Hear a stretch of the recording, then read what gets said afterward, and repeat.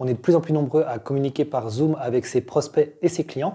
Dans cette vidéo, je vais vous donner mes 7 conseils pour vendre efficacement à distance. Salut tout le monde, c'est Richard, j'espère que vous allez toutes et tous très bien. Et oui, c'est le gros sujet du moment et pas que du moment. Sachez que le basculement sur la visio, c'est quelque chose qui va vraiment s'ancrer dans le futur, donc autant s'y préparer au mieux. Donc effectivement, aujourd'hui, je vais vous donner mes recommandations et sachez que j'ai un petit faible pour la 5e. Là, on va parler de l'audio, de l'environnement autour de nous et je vais vous conseiller une petite appli qui est en grande partie gratuite et qui va certainement vous sauver la vie dans beaucoup de situations. Avant de commencer, puisque je le sais, vous ne souhaitez plus rater aucune de mes vidéos, vous le savez, j'aborde les sujets de la vente B2B, l'entrepreneuriat et la recherche d'emploi. Pensez à activez le bouton de suivi juste en dessous et vous serez notifié de toutes mes nouvelles publications. Mon premier conseil concernant la vente à distance va se jouer d'ores et déjà dans l'invitation qu'on va envoyer à notre client. Je vous conseille fortement de ne pas juste mettre un lien, mais vraiment de contextualiser la future réunion. Par exemple, au lieu de simplement mettre dans le titre « Présentation de ma société Dupont et Dupont », on va tout de suite essayer de donner envie à notre interlocuteur de participer à la réunion. Et bien là, on va pouvoir mettre une accroche beaucoup plus incitative, telle que « Découvrez les produits les plus durables du marché chez Dupont et Dupont ». Une autre petite astuce concernant l'invitation, si vous êtes sur une adresse Gmail, ce qui est souvent le cas dans les entreprises, vous avez accès à votre agenda Gmail depuis lequel vous allez pouvoir envoyer directement une invitation à votre client. Ici, par défaut, ça sera l'application Meet qui va être insérée, mais vous avez la possibilité d'inclure une invitation Zoom. Dans ce cas-là, il faudra simplement ajouter l'extension Zoom à votre navigateur tel que Chrome. Je vous mettrai le lien dans la description et vous verrez, ça va grandement simplifier votre travail. Mon deuxième conseil va concerner votre arrière-plan. Alors là, il y a différentes possibilités. Soit vous choisissez d'avoir un arrière-plan classique, ça peut être tout simplement un mur ou un fond de bureau et bien ça peut faire l'affaire du moment que évidemment tout est professionnel.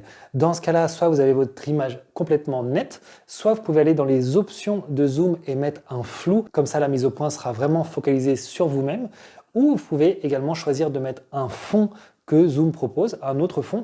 Moi, je suis pas trop fan parce que très souvent, c'est pas super net et du coup, ça fait un petit peu moins professionnel. Donc ici, ce sera à vous de voir selon la luminosité notamment.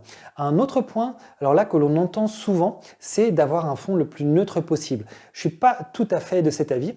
En fait, vous pouvez avoir un fond, par exemple, une bibliothèque ou alors des petits objets autour de vous et la plupart du temps, c'est un élément qui peut amener facilement le prospect à communiquer avec vous. Ça va amener un petit peu de chaleur. Justement, on n'est pas sur un arrière-plan hyper lisse.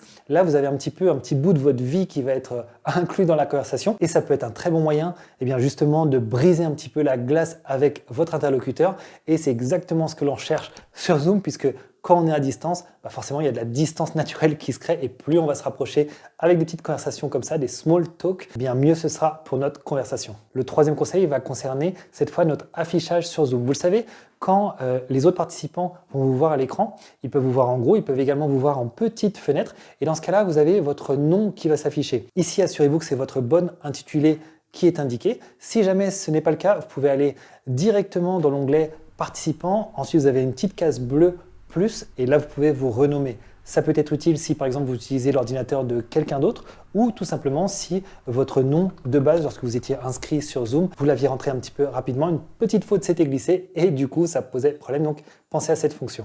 Le quatrième point va concerner l'angle de la caméra. Imaginez que vous êtes face à face avec votre client, bien évidemment, vous allez le regarder droit dans les yeux à la même hauteur. C'est la même chose quand on est sur Zoom ou en visio de façon générale. On va s'assurer d'avoir la caméra à hauteur des yeux et non pas être surélevé ou au contraire sous-élevé, ce qui va nous rapetisser énormément et ce qui va faire un petit peu bizarre dans la discussion.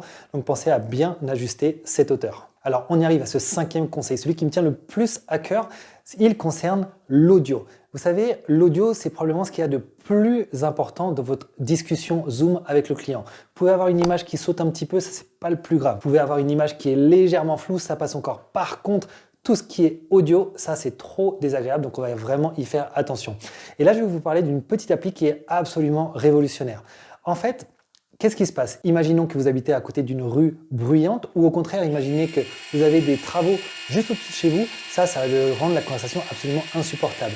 Et il existe une appli donc qui s'appelle Crisp.io, je vous mettrai le lien également en description, qui vous permet de supprimer les bruits de fond en un claquement de doigts. Une dernière chose sur Krisp, l'appli est en grande partie gratuite puisque, si je ne me trompe pas, chaque semaine vous avez le droit à 240 minutes, c'est-à-dire 4 heures de temps gratuit en utilisant l'application pendant que vous faites vos visios, donc ça vous laisse énormément de marge chaque semaine. Parlons maintenant de la réunion en elle-même. Pensez tout d'abord à bien demander à tous vos interlocuteurs d'allumer leur caméra. Vous l'avez allumé dès le début pour montrer un petit peu l'exemple. C'est quelque chose qui va être très favorable à l'échange et qui va rendre la conversation beaucoup plus humaine. Donc, pensez bien à demander à tout le monde de façon la plus polie possible. Un autre conseil pendant cette réunion, c'est d'essayer d'animer au maximum ce que vous dites. C'est-à-dire que au lieu que vos interlocuteurs se retrouvent face à vous, comme ça, face caméra non-stop, essayez d'intégrer des documents que vous présentez à votre audience. Pour ça, sur Zoom, vous avez un petit bouton en bas qui s'appelle « Partager son écran ». Et là, eh bien, tout ce que vous allez diffuser va pouvoir être visible par vos interlocuteurs. Dans ce cas-là, bien sûr, pensez à préparer à l'avance ces documents pour éviter de tomber sur autre chose qui n'était pas censé être diffusé pendant la présentation. Une dernière petite astuce pour retenir au maximum l'attention de vos interlocuteurs, ça va être de vous-même être attentif à ne pas partir en mode monologue. En gros, si vous voyez que après 60 secondes, vous n'avez pas cédé la parole à quelqu'un d'autre, que c'est vous qui êtes non-stop en boucle, là, c'est à vous d'en prendre conscience et de casser par une question que vous allez poser à l'une des personnes. Donc là, ça va permettre deux choses.